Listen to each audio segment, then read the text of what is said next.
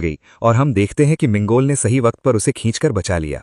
वो हाँफ रहा था और खुद को संभालने की कोशिश कर रहा था। उसने पूछा कि क्या तुम ठीक हो? जुएन बुरी तरह कांप रही थी। उसे ऐसे कांपते देखकर मिंगोल ने सोचा कि शायद वो बहुत ज्यादा डर गई है। उसने उसका नाम पुकारा तो देखा कि जुएन रो रही है और उसे रोते हुए देखकर मिंगोल को एक बहुत बड़ी बात का एहसास हुआ। उसे पूरा यकीन हो गया कि ऐसी लड़की कभी ऐसा कोई बुरा काम कर ही नहीं सकती। उसने जुएन को कसकर पकड़ लिया और पूछा कि क्या वो ठीक है। जुएन रोते हुए कहने लगी, मुझे माफ कर दो, मुझे लगता है मेरा ऐसे ही रहना बेहतर है।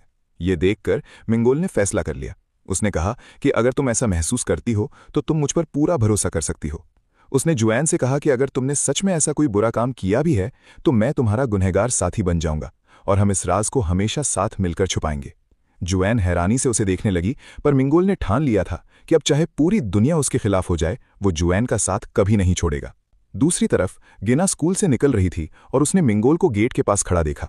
वो उसे हेलो कहने ही वाली थी, पर तभी वो रुक गई क्योंकि उसने देखा कि मिंगोल के साथ जुएन खड़ी है। गिना वहीं खड़ी रह गई। उसे समझ नहीं आ रहा था कि वो क्या करे। तभी उसने पास खड़े कुछ बच्चों को मिंगोल की बुराई करते सुना।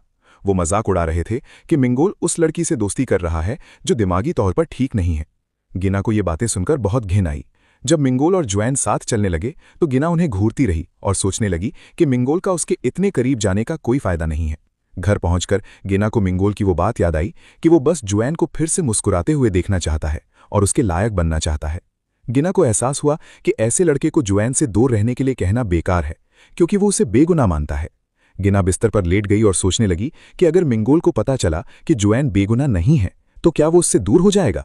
गिना के चेहरे पर फिक्र थी। वो बुदबुदाई कि मिंगोल अभी अपने हालात को ठीक से समझ नहीं पा रहा है। किसी को उसे बताना होगा कि जुएन के साथ रहना कितना खतरा हो सकता है। दूसरी तरफ मिंगोल ने जुएन को मैसेज भेजा था कि क्या वो सही सलामत घर पहुंच गई है, पर उसका कोई रिप्लाई नहीं आया था। मिंगोल ने सोचा कि उसे इतना पागल नहीं बनना चाहिए, पर तभी उसके फोन की घंटी बजी। उसने तेजी से चेक किया कि क्या ये जुएन का मैसेज है, पर वो बस एक आम स्कैम मैसेज था। बेचारा मिंगोल चिढ़ गया। उसने तुरंत वो नंबर ब्लॉक किया और अफसोस करने लगा कि वो किसी काम पर ध्यान नहीं दे पा रहा। फिर उसने आज की बातों के बारे में सोचा। उसने जुएन से पूछा था कि क्या वो अब भी वही पुराना नंबर इस्तेमाल करती है। जुएन ने मना किया और उसे अपना नया नंबर दिया। मिंगोल ने उसे कहा था कि अगर कुछ भी हो तो मुझे कांटेक्ट करना। तब जुएन ने उसे पढ़ाई वाली बात याद दिलाई और पूछा कि क्या स्कूल के बाद का वक्त ठीक रहेगा। मिंगोल ने बिना सोचे हाँ कह दिया था। अब प्रेजेंट में मिंगोल का दिल जोरों से धड़क रहा था ये सोचकर कि कल वो जुएन को पढ़ाने वाला है। बेहालत को देखते हुए मिंगोल ने सोचा कि पहले साल के सेकंड सेमेस्टर से शुरू करना सही रहेगा, ताकि वो सारे बेसिक्स फिर से याद दिला सके। क्योंकि जुएन हमेशा मैथ में कमजोर की, इसलिए उसने मैथ से शुरुआत करने का फैसला किया। तभी उसके फोन की घंटी दोबारा बजी। उसने झट से फोन उठाया, ये सोचकर कि शायद जुएन का मैसेज है, पर उसका चेहरा उतर गया क्योंकि वो उसकी माँ का मैसेज था, जो किसी ट्यूशन क्लास के बारे में था। बाद में मिंगोल एक रेस्टोरेंट पहुंचा और अपनी मां को आवाज दी। उन्होंने बताया कि उन्होंने खाना पहले ही ऑर्डर कर दिया है। मिंगोल बैठ गया और पूछा कि वो अकादमी वाली बात क्या थी। मां ने कहा, वही जो तुमने सुना। मिंगोल, मैंने तुमसे पहले ही कहा था कि अगर तुम्हारे मिड टर्म मार्क्स में कोई कमी आई तो मैं उसे बर्दाश्त नहीं करूंगी। इस बार तुम्हारे मार्क्स काफी नीचे गिर गए हैं। अगर तुम जिद करके यहाँ वापस आए हो तो तुम्हें अपने ग्रेड्स की जिम्मेदारी लेनी होगी। मिंगोल हैरान रह गया और कहने लगा कि अभी तो एग्जाम्स पूरे खत्म भी नहीं हुए। पर उसकी मां ने सख्ती से कहा कि मुझे कोर सब्जेक्ट्स देखकर ही सब समझ आ गया है। वैसे भी सीनियर्स के पास वक्त की हमेशा कमी होती है। मैं आज एक अकेडमी में बात कराई हूं, कल से स्कूल के बाद सीधा वहीं जाना, समझे मिंगोल? मिंगोल और भी ज्यादा परेशान हो गया और पूछा कि अचानक ये सब क्यों कर रही हैं। उसके पापा ने कहा कि अपनी माँ की बात मानो। उसके माँ बाप ने उसकी बात को अनसुना कर दिया और बातें बदल दी।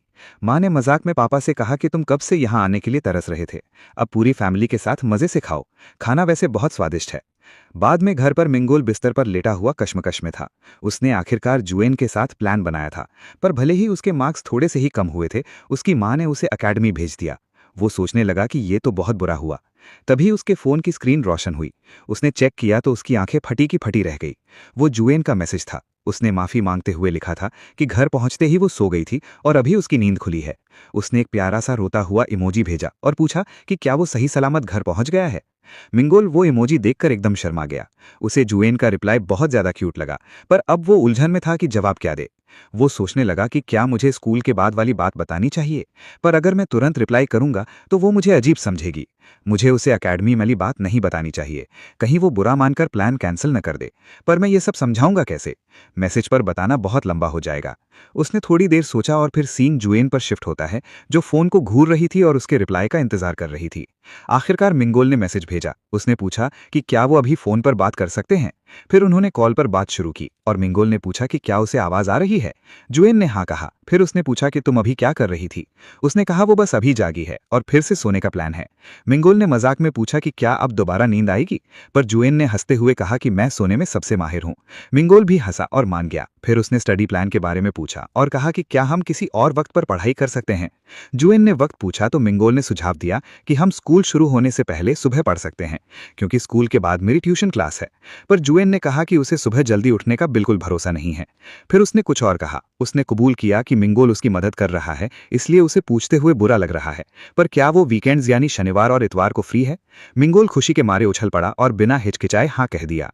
जुएन ने उसका शुक्रिया अदा किया, पर मिंगोल ने कहा कि शुक्रिया मुझे कहना चाहिए।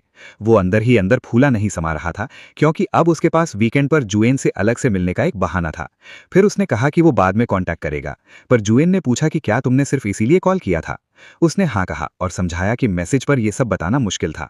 उसने मिंगोल को गुड नाइट कहा और कॉल कट हो गई। मिंगोल सोचने लगा कि क्या इतनी सी बात के लिए कॉल करना कुछ ज्यादा हो गया, और जुएन की आखिरी बातें थोड़ी अजीब थी। पर फिर भी एक पल के लिए उसे ऐसा लगा जैसे सब कुछ पहले जैसा हो गया है। दूसरी तरफ जुईन अपने ख्यालों में खोई हुई थी। वो मिंगोल के भेजे गए मैसेज के बारे में सोच रही थी। फिर उसने गुस्से में अपने बाल बिखेरे और बुड़बुड़ाई कि अब तो मेरी नींद पूरी तरह उड़ गई है। अगले दिन स्कूल के बाद मिंगोल उसी एकेडमी में गया जहां उसकी मां ने उसका एडमिशन करवाया था। टीचर ने उसका स्वागत किया और उसे पूरा क्लासरूम दिखाते हुए कहा कि उन्होंने उसकी मां से उसके बारे में सब कुछ सुन लिया है।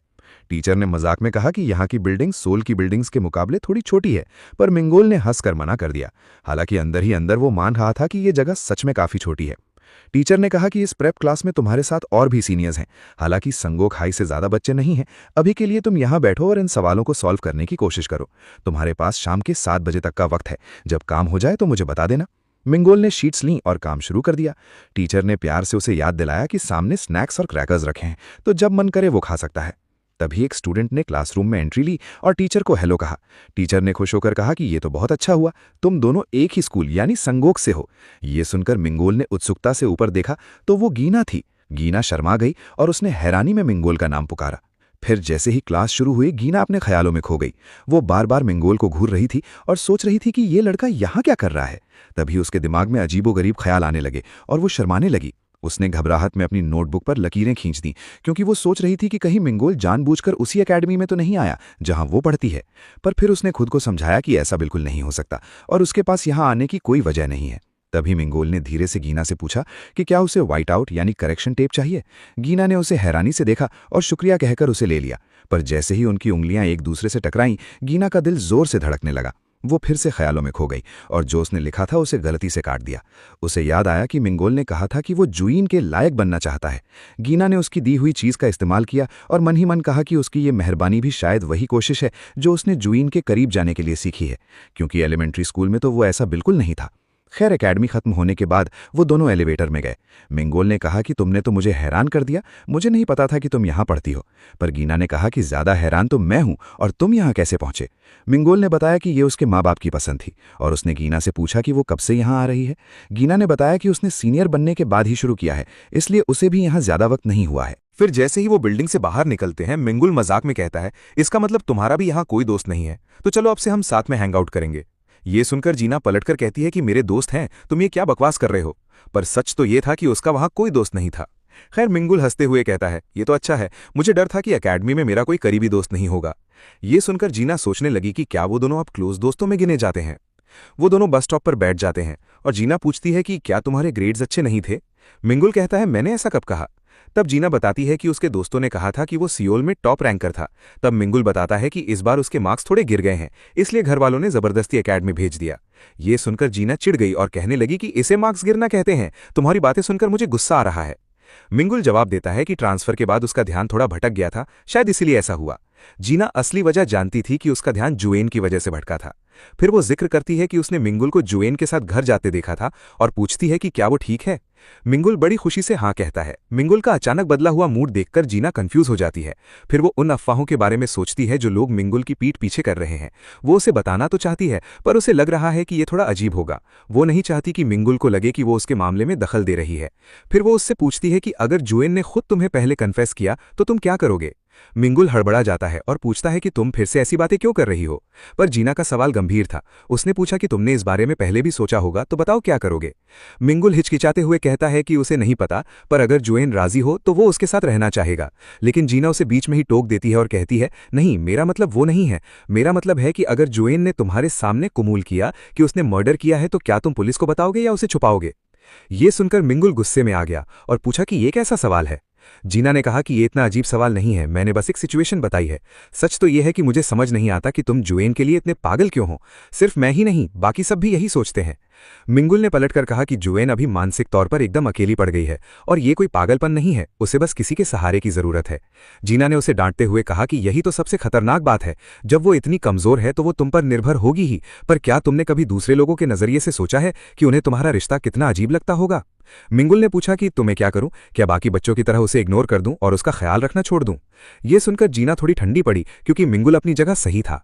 फिर उसने नरम आवाज में कहा, मेरा मतलब यह है कि जुइन की अभी जो हालत है उसमें तुम्हारा ये इश्क उसके दिल पर एक बोझ बन सकता है। इसलिए मैंने पूछा कि अगर सच सामने आया तो तुम क्या करोगे।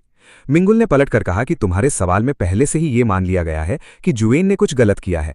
तुम ये क्यों नहीं सोच सकती कि वो बेगुनाह हो सकती है। जीना ने साफ कहा कि सिर्फ तुम ही क्यों हो जो इतने यकीन से कह रहे हो कि वो मासूम है। तुम्हारे अलावा हर कोई यही कहता है कि ये काम जुएन नहीं किया है। ये बात मिंगुल के दिल पर लगी और उसने अपना गुस्सा काबू करते हुए पूछा कि क्या तुम सिर्फ अफवाहों पर यकीन कर रही हो। जीना ने पूछा कि तुम क्यों यकीन नहीं करते, तुमने कौन सा वो हादसा अपनी आंखों से देखा था। मिंगुल ने ठंडक से जवाब दिया कि वही बात तुम पर भी लागू होती है, तुमने भी तो कुछ नहीं देखा था। उसके बाद दोनों के बीच एक भारी सन्नाटा छा गया। जीना को एहसास हुआ कि वो कुछ ज्यादा ही बोल गई है। उसने माफी मांगी और कहा कि मेरा मतलब तुम्हें दुख पहुंचाना नहीं था। मिंगुल अभी भी नाराज था। उसने तंज कसते हुए कहा, नहीं, मुझे माफी मांगनी चाहिए, मैं थोड़ा इमोशनल हो गया था। मुझे भी तुम्हारी तरह हर चीज को दिमाग से सोचना चाहिए था ना। जीना ने फिर से माफी मांगी। फिर उसने एक राज खोला कि उस लड़के की मौत से पहले उसका जुएन के साथ बहुत बड़ा झगड़ा हुआ था। जीना ने यह बात उसोक हाई स्कूल के बच्चों से सुनी थी। उन्होंने कहा था कि उन्होंने पहली बार जुएन को इस तरह चिल्लाते हुए देखा था। जीना मानती है कि उसे नहीं पता कि उनके बीच क्या झगड़ा था, पर उसके एक दिन के अंदर ही वो हादसा हो गया। ये सुनकर मिंगुल ने पूछा कि क्या तुम्हारा मतलब है कि जुएन ने उसे नफरत की वजह से मार दिया होगा। जीना ने हाँ कहा और बोला कि भले ही जुएन ने सीधा कुछ न किया हो, पर वो इसमें पूरी तरह शामिल हो सकती है।